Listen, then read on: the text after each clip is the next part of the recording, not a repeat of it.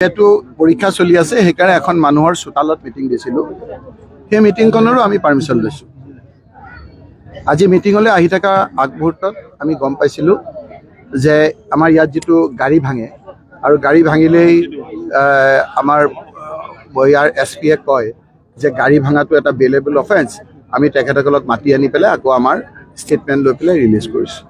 গতিকে গাড়ীবিলাকৰ বহুত আপোনাৰ এনেকৈ গাড়ী ভাঙিলে বহুত আপোনাৰ ইঞ্চুৰেঞ্চো কাভাৰ নকৰে।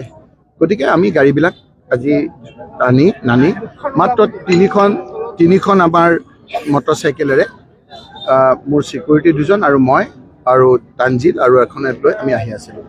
আহি থাকোঁতে পুলিচে আমিও গম পাইছিলোঁ তাত ৰখি আছে বুলি, কিন্তু এনেকৈ ব্যক্তিগত গাত মাৰি পেলোৱাৰ বুলি আমি ভবা নাছিলোঁ।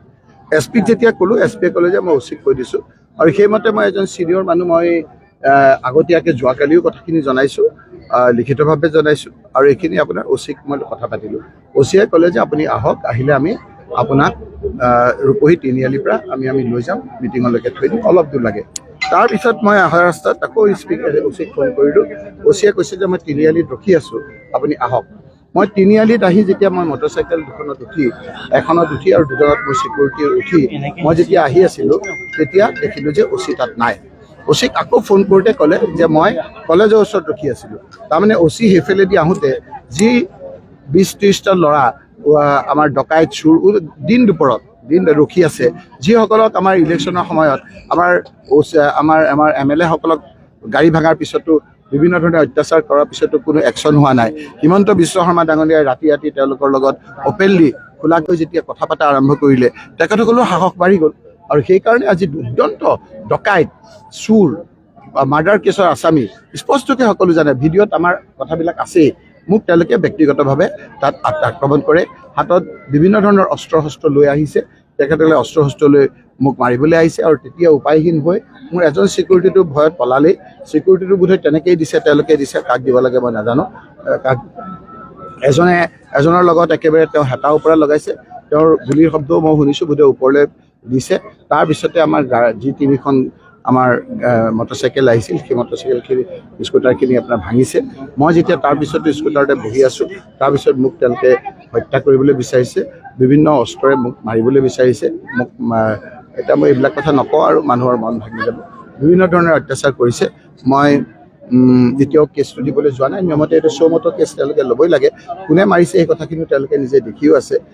এইটো কথা এইটোৱেই যে মই মোৰ 4বাৰকৈ আক্ৰমণ কৰাৰ পিছত পুলিচে এটা এছেছমেণ্ট কৰে বছৰি যে কাক চিকিউৰিটি দিব লাগিব, কাক আপোনাৰ এস্কৰ্ট দিব লাগিব। সেই অনুপাতে যেতিয়া সৰ্বানন্দ সোণোৱাল ডাঙৰীয়া মুখ্যমন্ত্ৰী আছিল, মোৰ বিৰুদ্ধে আপোনাৰ বিভিন্ন ধৰণৰ ভিজিলেন্স কেছ লগাইছিল, কিন্তু তেওঁৰ দিশৰ ইণ্টেলিজেন্সে তেওঁৰ পুলিচে গম পাইছিল যে মোক আক্ৰমণ কৰিব বহুতে। ইতিমধ্যে 4-5টা ৰেকৰ্ডে হৈছে আপোনাৰ পুলিচত, গতিকে মোক এস্কৰ্টখন আঁতৰোৱা নাছিল। আজি কেইদিনমানৰ আগত আপোনাৰ স্পীকাৰক জনোৱাৰ পিছত স্পীকাৰো এখন চিঠি দিয়া ৰেকৰ্ড মোৰ তাত আছে। মাজতে মোক তেওঁ এস্কৰ্ট দিলে, কিন্তু পিছত আকৌ এস্কৰ্টখন উঠাই দি আজিৰ তাৰিখটোৰ লগত ডাইৰেক্টলি মুখ্যমন্ত্ৰী জড়িত। মুখ্যমন্ত্ৰী জড়িত নহয়। SP কোৱাৰ পিছত অন্ততঃ SP-য়ে এইখিনি কথা ল'লেহেঁতেন।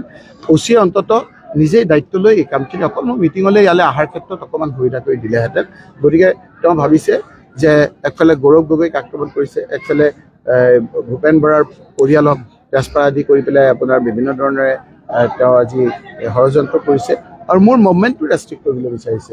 আজি আপোনালোকে দেখিছে মই ধুবুৰীলৈ গৈছোঁ, তাতো কোচ ৰাজবংশী মানুহসকলে আহিছে, বিভিন্ন জাতি সম্প্ৰদায়ৰ লোকে আজি কংগ্ৰেছলৈ আগুৱাই আহিছে। আজিৰ তাৰিখটো বৰ গুৰুত্বপূৰ্ণ দিন। যদি মই জীয়াই থাকোঁ, বোধহয় মোক মাৰি পেলাব, যদি মই জীয়াই থাকালৈকে মই মুখ্যমন্ত্ৰী হিমন্ত বিশ্ব শৰ্মাৰ কথাবিলাক ক'ম, আজিৰ পৰা আৰু বেছিকৈ ক'ম, ৰাইজৰ মাজত থাকিম। খালি আমি এটা কথা কৈছোঁ যে সকলোৰে মিলনেৰে থকাৰ কাৰণে, জাতি জনগোষ্ঠী সকলো মিলনৰ কাৰণে আমি যুঁজিম, সাহসেৰে যুঁজিম। মোক মাৰি পেলাই একেবাৰে উশাহ নিশাহ বন্ধ কৰাকৈ নামাৰালৈকে, উশাহ থকালৈকে মই ৰাইজৰ পক্ষত থাকি ৰাইজৰ লগত যুঁজিম। মই এটা সিদ্ধান্ত ল'ব লাগিব যে হিমন্ত বিশ্ব শৰ্মাৰ ভয়ত পেপোৱা হৈ মই ঘৰৰ ভিতৰত সোমাই থাকিব লাগিব নে মই ৰাইজৰ ওচৰত থাকিব লাগিব। আজি মোক আক্ৰমণ কৰাৰ পাছতো মই ৰাইজৰ মাজলৈ আহিছোঁ, আপোনালোকে মোক বিচাৰি ইয়ালৈ আহিবলগীয়া হৈছে। এইকাৰণে মই কৈছোঁ যে কোনো ক্ষেত্ৰত মোক বাধা দি ৰাখিব নোৱাৰে। আজি মই কংগ্ৰেছৰ পতাকাৰ তলত থাকি মোক ৰাইজক সেৱা কৰাৰ কাৰণে মই প্ৰস্তুত। সেইকাৰণে মই আজি এই কথাখিনি আপোনালোকৰ যোগেদি ৰাইজক জনালোঁ। পুলিচৰ একশ্যন হয়নে নহয় আমি চাই লওঁ।